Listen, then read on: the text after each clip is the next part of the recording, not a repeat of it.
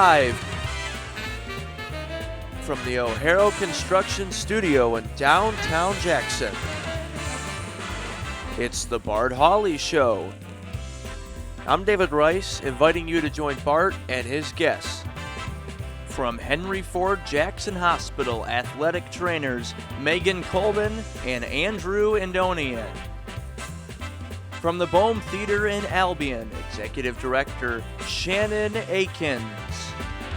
From the Jackson County Office of the Sheriff, Captain Kevin Hiller.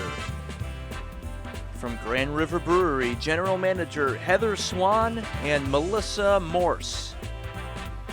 And from the Michigan Theater of Jackson, Executive Director Steve Tucker.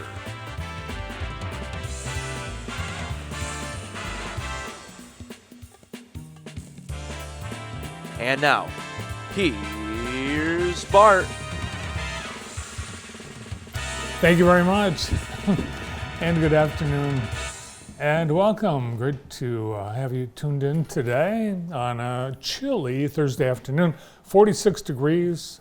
The rest of the day should be just like this. We might see a little bit of the sun, and we might hit 50. Cold night tonight and windy, 35. Gusts as strong as 18 miles an hour. On Friday, showers likely, but probably not until the afternoon. And we could get a lot of rain, maybe up to an inch of rain between Friday afternoon, Friday night, and Saturday morning. They will continue overnight on Friday and into Saturday. High of 51 Saturday, and things will clear up in the afternoon. Sunday should be sunny, but colder, high of 41. Next week, we'll see temperatures in the 50s on Monday and Tuesday, 60s on Wednesday and Thursday. It's Michigan weather, and it's brought to you by Kelly Express. Kelly Express has an awesome pizza special this month. Large 3-item pizza and an order of cheesy bacon bread and a 2-liter bottle of Pepsi for $25.99. That is available at South Street, Napoleon, Jefferson, the new location, County Farm Road, and Grass Lake. Thank you, Kelly Express. And there were no winners in either the last two Mega Millions or Powerball drawings. So we're at over $1.1 billion combined. 6th largest Mega Millions jackpot ever. And next drawings Friday and Saturday, and you can get your tickets, hopefully a winning ticket, at Kelly Express. Brandon, if you were to win and be the only winner of either one of those jackpots, what would be the appropriate tip for the person who sold you that ticket? That I would tip them? But don't they already get a tip from the lottery for selling the ticket? No, you know, the store gets a prize, yeah. but I don't know if the person, the actual person. If I won the, like either one? Let's say 600 million, what would you give that person? I'd probably give them 500 grand. 500 grand? I bet I would. Yeah. For sure. I think so. Yeah. That sounds about right. Use the money. That's good. Not quite $1 million, that's a little too much, but substantial that they could retire or at least take a break from working. Exactly. That'd be nice. Yeah. I always note the person's name that sells me the ticket so I can go just back in case. and give it to them. What about your employees if you won? I already told you, everybody would be getting $1,000. Thanks. That's generous. Today is March 7th. It is Name Tag Day, which I think everyone should wear name tags all the time. It is. I can't remember. Forget our interns' names. Yeah, and it's like, well, I'll see people out of context, and it's National Be Heard Day. Oftentimes I will see someone in the evening, and I can't remember their name, and they'll say something like, I was on your show this afternoon. How many times does that happen? A few. It's National Cereal Day, National Flapjack Day. What do you call them? Flapjacks? Hotcakes? Pancakes? Johnny cakes? What do you call them? Pancakes. I've never called them flapjacks. Pancakes. National Hospitalist Day, and we salute all those folks from IEP who run the hospitalist program at Henry Ford Jackson Hospital. And it's World Book Day. Now, I don't know if that's about the World Book or just World Book. On this day in 1965, a horrible day in our nation's history when civil rights marchers in Selma, Alabama were attacked by police. They were just there. They were just silently, quietly, peacefully protesting. And that event, when everyone saw what happened, it was one of the seminal moments in our history when sentiment shifted toward supporting, can you believe it, in 1965, the civil rights movement. In 1876, Alexander Graham Bell received a patent for his revolutionary new invention, and that was, Brandon? Telephone? You're holding it right now. Yeah, the telephone. You're texting on it right now. Sorry. Checking emails. You're checking emails? I was checking emails. Yeah. He was 29 years old, Alexander Graham Bell was, and his dad helped him out with that. In 1930, here we are in the middle of our high school basketball tournament. Back in 1930, they were playing high school basketball, and they were in the tournament season in Illinois. Georgetown High of Chicago defeated Homer High by the score of 1-0. The lowest scoring game in basketball history, and it's happened 5 times. But that was the first. And what happened, Georgetown scored on a free throw in the first period of the game, and Homer never really made any attempt to go on offense until there were about 3 minutes left. So it was just a stall the whole game by both teams. I know it sounds inconceivable. Bizarre. Yeah. According to the Moline Dispatch, the crowd, they were not happy at this low-scoring affair. And I did not know there was a Homer, Illinois. As we all know, we have a Homer, Michigan. And it turns out both Homer, Illinois and Homer, Michigan were named after, what do you think, Brandon? Homer Simpson? No. Oh. Homer, New York. Homer, New York, of course. Settlers in both Homer, Michigan and Homer, Illinois. They were from New York, and they wanted to have with them a piece of their home, and then they named the town they settled in Homer. Makes sense. Fun fact, Homer, Michigan's first name before it was Homer was Barneyville. True story. Yes, we could have Barneyville. The Barneyville Trojans. No, it really was Barneyville, and it was named after a guy named Barney. And they changed the name to Homer in honor of Homer, New York. A little history of beautiful Homer. And now on to Today in the J, presented by Experience Jackson. I'll let you know we do have a lot going on this weekend.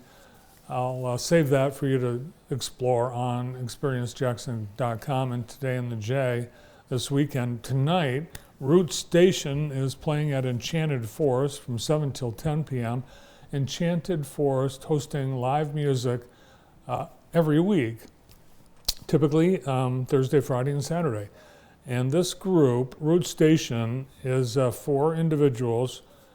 Exciting new musical project. They enjoy the music of the 60s and 70s, and they love to play it, and they love to play what you like too. That's from 7 till 10 at Enchanted Forest Bar and Grill and Banquet Hall, 3705 Ann Arbor Road in Jackson. And we've got a book sale going on at the Jackson District Library Parma branch through this weekend. Next week at the Springport branch, Books Plus. And that means they've got CDs, books on tapes, and more. And you're invited to get caught reading this month, Reading Month, the Jackson District Library. And they've got all kinds of cool things going on and a chance to win prizes just for reading at the Jackson District Library. And that's it. Today in the J, brought to you by Experience Jackson. This year, St. Patrick's Day is on a Sunday. Did you know that? I did, yes.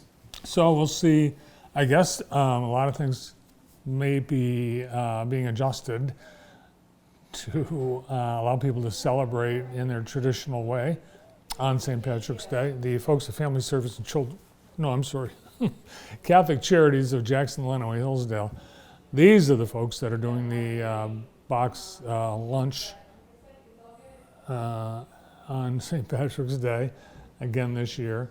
Now it says due March 7th. We got special dispensations so that you can order through tomorrow. But they do have a limit on how many that they can make and serve. So get your order in if you want to do it today. Call Catholic Charities of Jackson, Lenawee, Hillsdale at 517-262-0466. And JTV will be participating in that again this year. We look forward to it. Everyone loves it. It's awesome, and it's a great way to support Catholic Charities. The girls' high school district basketball tournament in full swing this week. Last night it was district semifinal action all over the area. JTV Sports had photo and video crews at 7 or 8 different places. Check out all the highlights and photos online at jtv.tv. And the districts continue with the championship games on Friday. And the regionals for the boys are tonight, the regional final, Lumen Christi hosting Langsburg at Lumen Christi. And if you've not tried to go to a postseason game in MHSAA tournaments, you need to get a ticket ahead of time. You can't get them at the door, anywhere, anytime, no passes, no exception. So if you were planning to go tonight, where do you get it? MHSAA? Online, MHSAA.com. The only place. That's it. That's the new rule. Last night, we have a couple of good games, several good games. Here are a few highlights from JTV Sports.